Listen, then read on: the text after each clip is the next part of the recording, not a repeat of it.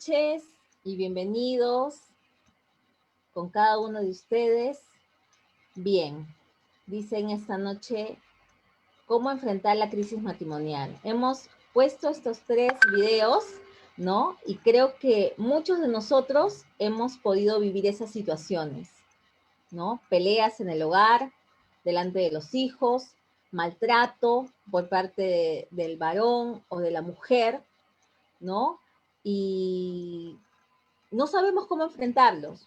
Es fácil decir, hasta acá nomás, adiós, ya no más, pero estoy segura, ¿no?, que hay una salida, ¿no?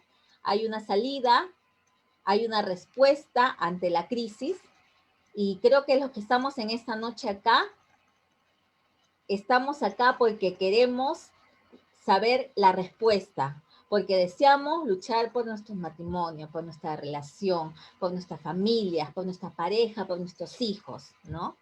Y la crisis, ¿no?, en este tiempo se va acrecentando cada vez más. La situación en la cual vivimos hace que quizás muchos hayan perdido el trabajo, haya inestabilidad emocional, quizás hayamos perdido un ser amado, ¿no? ¿Cómo enfrentamos esas cosas? ¿Cómo enfrentamos esas situaciones que nos afectan, que nos dañan, que hacen que estemos mal con nuestras parejas, con nuestros hijos, ¿no? Y esto lo vamos a saber en esta noche. Estamos muy contentos, ¿no?, de estar con todos ustedes acá en este tiempo tan especial.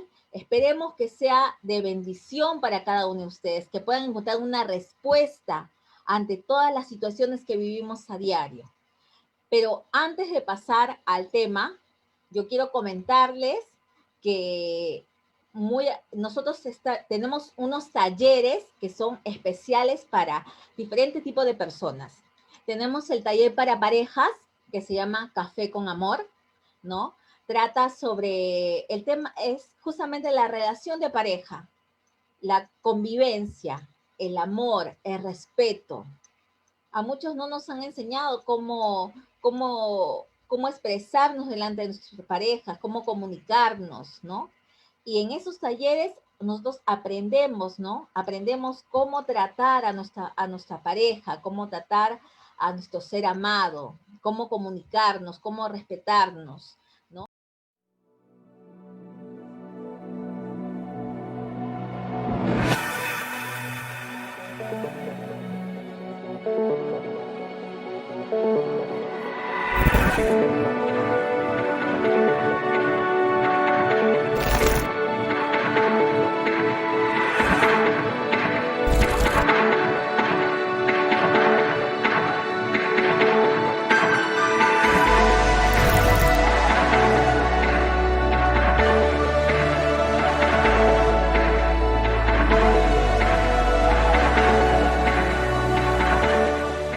Muchas gracias por permitirme entrar a su casa, a su hogar.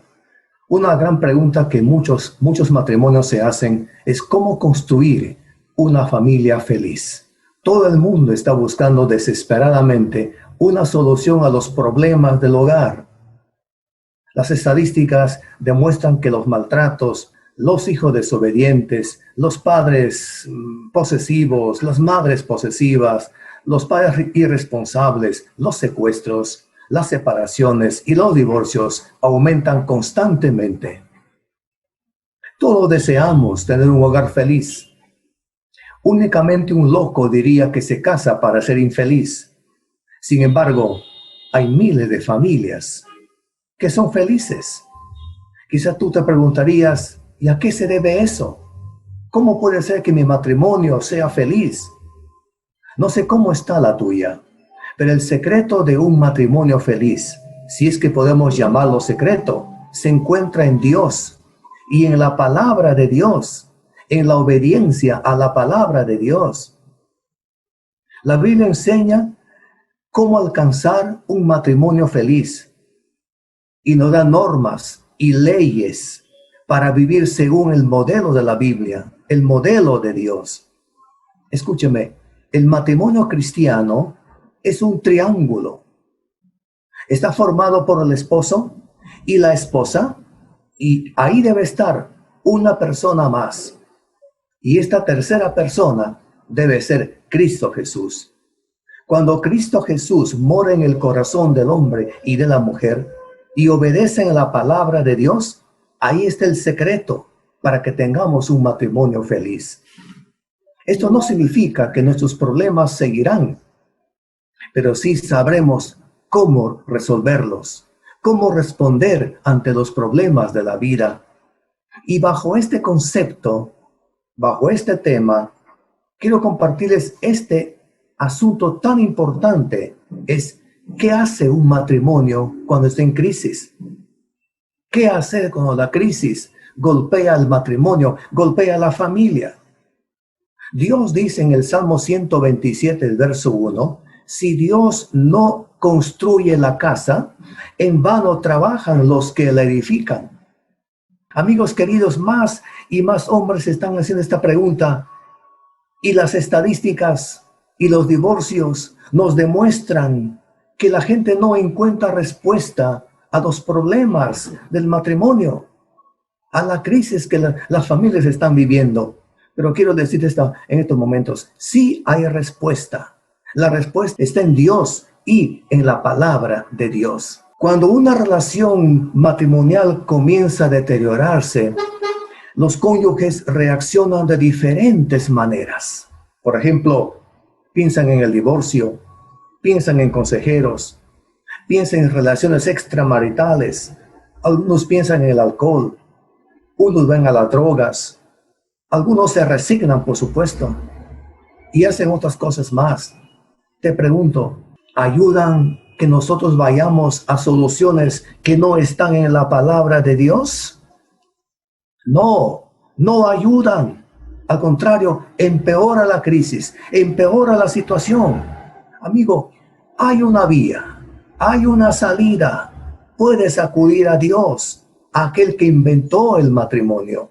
Él es quien puede transformarte a ti y a tu cónyuge en la mujer, en el hombre adecuados, en las personas que Dios quiere que tú seas.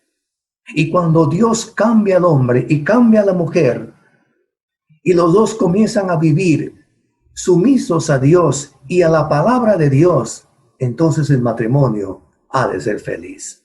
En realidad, amigos, hay dos caminos que podemos seguir cuando caemos en crisis. Uno es el camino de los ideales, lo que los hombres piensan, lo que la cultura dice, o lo que el vecino dice, o lo que la televisión nos enseña, ¿no? Porque cada persona tiene un concepto de la vida, un concepto de la familia, un concepto de Dios, del amor, un concepto del matrimonio. Cada uno tiene un concepto y podemos seguir ese carril. El carril de los ideales, el carril de lo que la gente piensa, de lo que la cultura dice, de lo que la gente sigue. Pero el otro carril que podemos seguir es el carril de la autoridad que viene solo de Dios, la cual es eterna y es la palabra de Dios, es la escritura. Y la Biblia nos llega con fuerza porque es la palabra de Dios. Es una autoridad externa a nosotros, no interna, no sale de nosotros, nos llega a nosotros, viene de Dios esa autoridad. Jesús ha dicho, no solo de pan vivirá el hombre, sino también de toda palabra que sale de la boca de Dios. No dice que comer pan es malo, porque si no lo comiéramos. Dice que comer solo pan, vivir solo de pan, eso es malo. Por eso Jesús dice, no solo de pan vivirá el hombre, sino también de toda palabra que sale de la boca de Dios. Tu vida, mi vida, necesita de la palabra de Dios.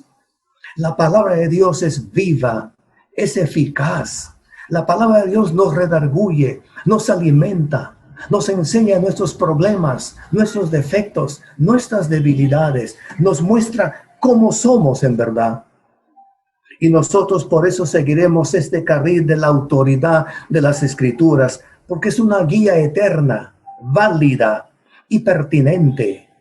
Es la balanza, mi amigo, es la brújula, es el termómetro, es el parámetro, es la medida externa a nosotros que nos sirve como espejo para que podamos ver nuestras acciones, nuestra conducta, nuestras reacciones, nuestras actitudes. Porque la Biblia dice que la hierba se seca, la flor se marchita, mas la palabra del Señor permanece para siempre. Desde que el hombre cayó en el pecado domina, el pecado controla, el pecado es el centro de nuestra personalidad y domina todo nuestro ser. Jeremías el profeta lo dijo muchos años atrás: engañoso es el corazón sobre todas las cosas y perverso, ¿quién lo conocerá?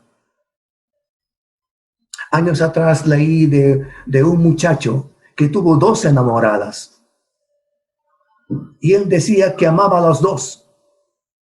Y como no podía decidir con cuál de ellas quedarse, el muchacho mató a las 2. Y cuando la mamá leyó la noticia en el periódico y se enteró de que su hijo cometió un asesinato, mató a sus 2 enamoradas, la mamá dijo: pero era un buen muchacho. ¿Cómo un buen muchacho asesino? Es que la gente no sabe lo que hace. La gente sin Cristo hace cosas locas. La gente sin Cristo no sabe lo que hace. No sabe en qué se mete muchas veces. Por eso, mis estimados amigos, la Biblia nos enseña a desconfiar. No para que la rechacemos, sino para que lo analicemos de nuestro propio pensamiento. El sabio Salomón dijo una vez: no seas sabio en tu propia opinión. Teme al Señor y apártate del mal. Este texto me encanta. Los jóvenes siempre dicen: yo lo que yo pienso, eso creo. O lo que yo creo, eso pienso. Y de esto nadie me va a mover. La Biblia dice: no seas sabio en tu propia opinión. Cuando un hombre comete un error, comete una falta y se lo corrige, él piensa que está en lo correcto, rechaza la corrección, se enoja, se resiente. ¿Por qué? Porque él es un hombre sabio en su propia opinión. Amigos queridos, tenemos que reflexionar, tenemos que darnos cuenta que no debemos ser sabios en nuestra propia opinión. Dios dice: teme al Señor y apártate del mal. Entonces, ¿qué es una crisis? Yo defino la crisis de esta manera. Escúcheme, ponga atención. ¿Qué es una crisis? Es una situación amenazante que nos hace perder el balance emocional.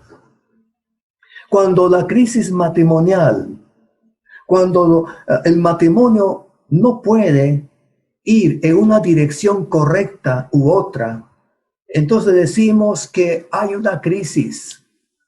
O la crisis puede avanzar hacia el fortalecimiento, se nos puede fortalecer, o nos puede dejar insatisfechos, con dolor, y en algunos casos a la disolución. Cuando una persona pierde el equilibrio emocional, el balance emocional, como resultado de un suceso, de una situación amenazante, se dice que está en crisis. Hay muchos matrimonios que están en crisis. No sé cómo está la tuya, pero miles de matrimonios están en crisis. En estos días de pandemia, mucho más, los esposos, los hijos han caído en crisis, en pánico. La gente no sabe qué hacer. Algunos conceptos que quiero compartir sobre la crisis. Tome nota, presta atención. Primero, todos tenemos problemas en la vida, pero no todos caemos en crisis, aunque la gran mayoría podría caer. No importa cómo somos, pero en algún momento toda persona pasará por alguna crisis. Por ejemplo, los ciclos de la vida. En el caso de la mujer, la menopausia, la vejez también, que puede ser una crisis. el nido vacío, los hijos se van, los esposos quedan solos y entran en crisis. La jubilación, algún suceso inesperado y quizá otras cosas más. Segundo, la crisis nos ataca en puntos vulnerables y nos hacen más vulnerables. Por ejemplo, un padre que espera hijos honestos cae en crisis si estos tienen problemas con la justicia. Por ejemplo, un padre que no tuvo la ocasión, la oportunidad de estudiar y es un esfuerzo para educar a sus hijos. Y estos chicos abandonan los estudios o no sacan buenas notas, no aprovechan los estudios. El padre puede caer en crisis. Tercero, la crisis envuelve una pérdida de balance emocional. Cuando las emociones no se restablecen, se da la crisis. Podemos pasar momentos difíciles sin caer en crisis. Y eso va a depender mucho del temperamento, del carácter de las personas, porque solo caemos en crisis cuando perdemos el balance emocional y no podemos resolver el problema por nosotros mismos. Por lo tanto, la persona se considera un fracasado, está derrotado, abrumado, impotente. A esto responde con nerviosismo, anda de acá para allá, va al alcohol, va a la droga, se separa de la familia, o se hunde a sí mismo, o piensa en suicidarse, o se vuelve apático, de repente duerme más, o no puede dormir. En algún momento dice, por favor, sacadme de esta situación, por favor, ayúdenme. Cuarto, durante la crisis, nuestro foco de atención se hace más estrecho. Claro, no podemos ver la solución. Vemos el problema y esto se vuelve una obsesión. Se da una visión de túnel. Uno que está afuera puede mirar mejor nuestra situación. Por eso es que es bueno en algún momento buscar ayuda si es que no podemos resolverlo nosotros mismos. Quinto, si la crisis no se resuelve pronto, nuestro organismo nos impulsa a buscar cualquier solución y la persona puede caer en vicios. Va al alcohol, va a la droga, o a la infidelidad, o cualquier otra cosa. Sexto, toda crisis tiene el potencial de producir crecimiento o volvernos más vulnerables. Es un clímax y nunca salimos de la crisis igual. O sea, la crisis o nos fortalece o nos debilita, o nos hunde o nos levanta. Los chinos usan dos símbolos para la crisis. Uno es peligro y el otro es oportunidad. Si pasamos por alguna crisis, esta puede ser una oportunidad para que salgamos adelante o puede ser un peligro para que nos hundamos. Séptimo, la crisis no nos afecta a todos con la misma intensidad. Si pones tu confianza en Dios, si pones tu mirada en Dios, si buscas la ayuda de Dios, puedes salir de la crisis o no. Finalmente, las crisis normalmente están atadas o relacionadas a eventos del pasado. Por ejemplo, alguien pierde el trabajo y cae en crisis. Posiblemente tu papá también perdió el trabajo y por eso la familia sufrió mucho. Y quizá por eso nosotros también podemos pasar por esa situación. Porque si papá pasó por una crisis, hay una tendencia que el hijo, los hijos también pasen. Entonces, ¿cómo sé que estamos en crisis?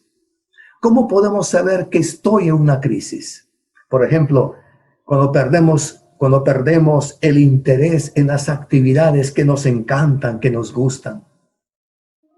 Cuando estamos nerviosos o tristes, o tenemos dolor de cabeza, o poco o mucho sueño, sin energías, o cambio en nuestras actitudes con los demás, nuestro comportamiento con los demás.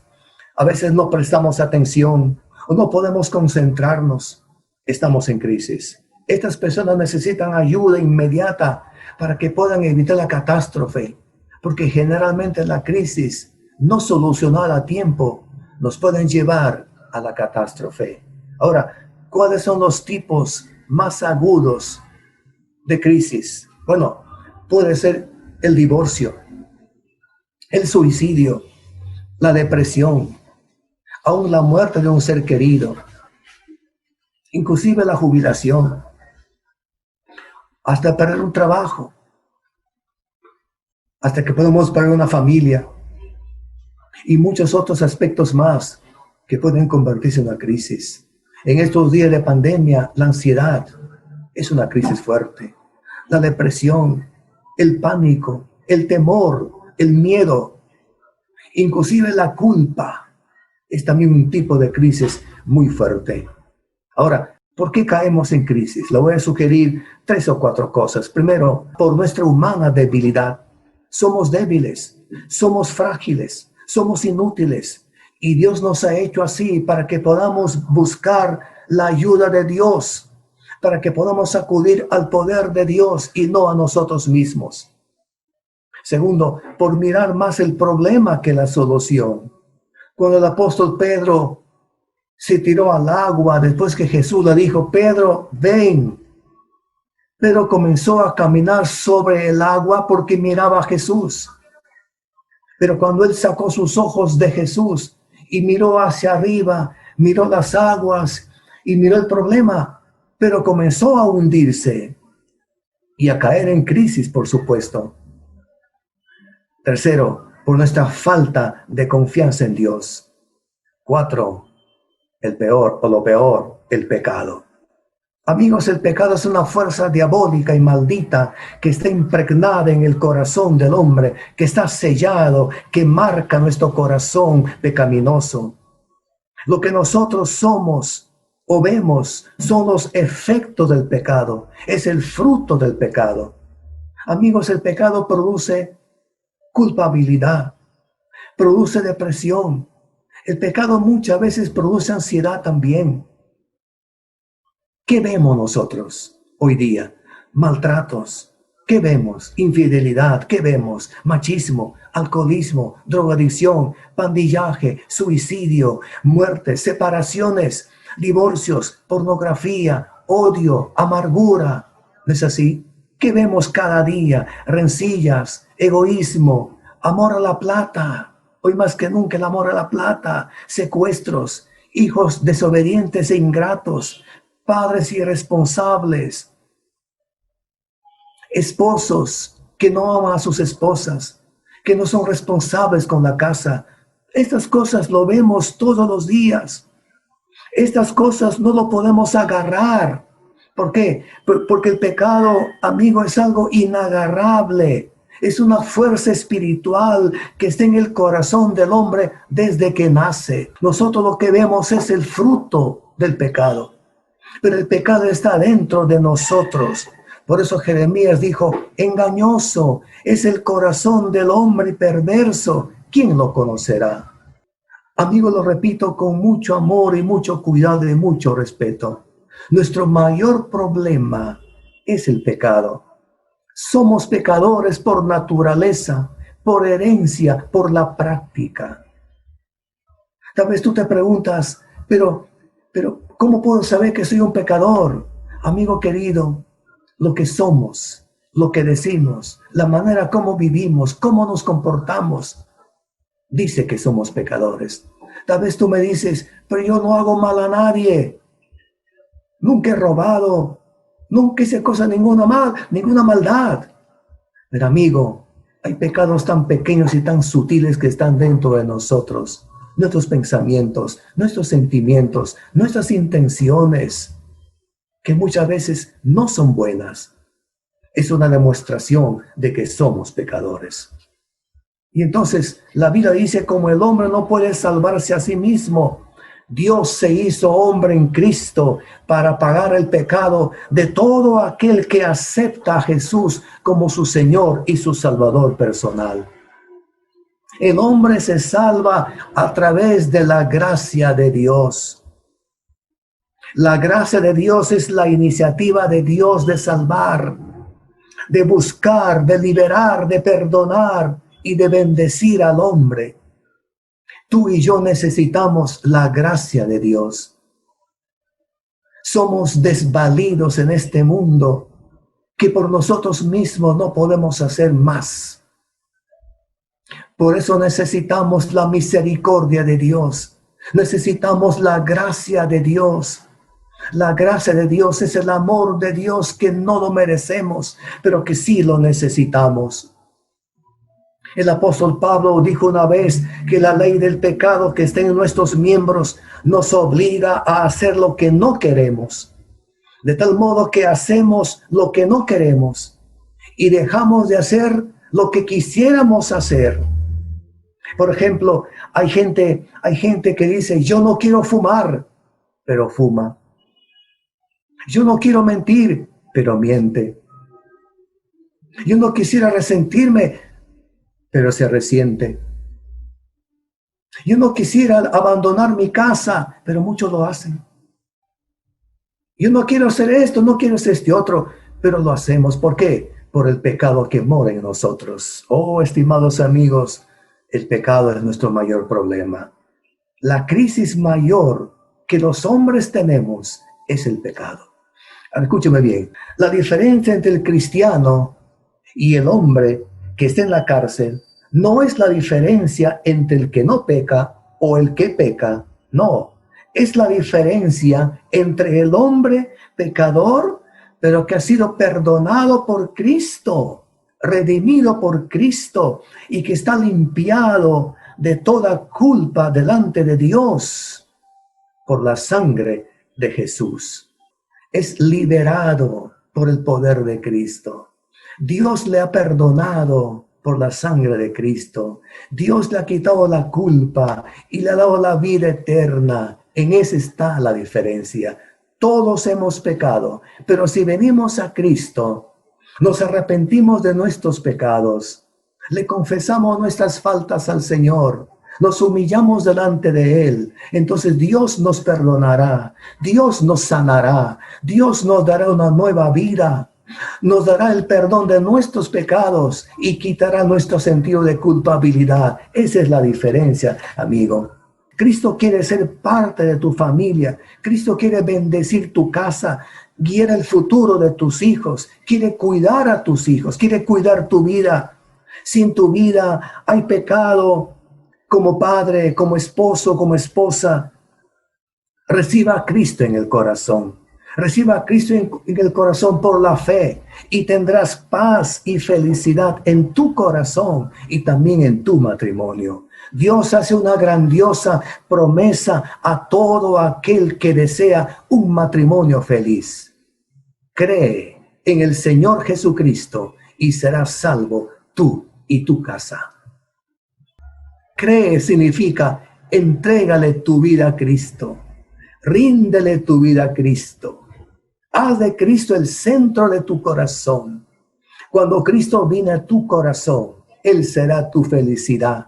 Él será tu paz, tu contentamiento. Él será tu satisfacción. Cristo será tu esperanza. Si el esposo recibe a Cristo por la fe, si la esposa recibe a Cristo por la fe, si papá lo recibe, si mamá lo recibe, tendrán una familia feliz. Cuando Cristo mora en nuestros corazones, mora en nuestro matrimonio, mora en nuestra casa, será una familia muy bendecida por Dios. Muy bien. Tú me preguntas, ¿cómo se recibe a Cristo entonces? ¿Qué hago? Me dices tú. Cierra tus ojos. Si estás con tu cónyuge o con tus padres, tómense la mano, bajen su cabeza y oren conmigo. Oremos al Dios de la vida, al Dios del universo. Oremos al Dios que inventó el matrimonio, que inventó la familia, al Dios que ama nuestra vida, al Dios que nos ama con amor eterno, al Dios que ama tu familia, a ese Dios que quiere reconciliarte con Él, que quiere levantar tu vida, quiere levantar tu familia. No importa qué pecados hayas cometido, eso no importa. El amor de Dios es más grande que nuestros pecados. Con la ayuda de Dios, todo será diferente. Ahí donde estás, ore conmigo. Dile: Señor Jesús,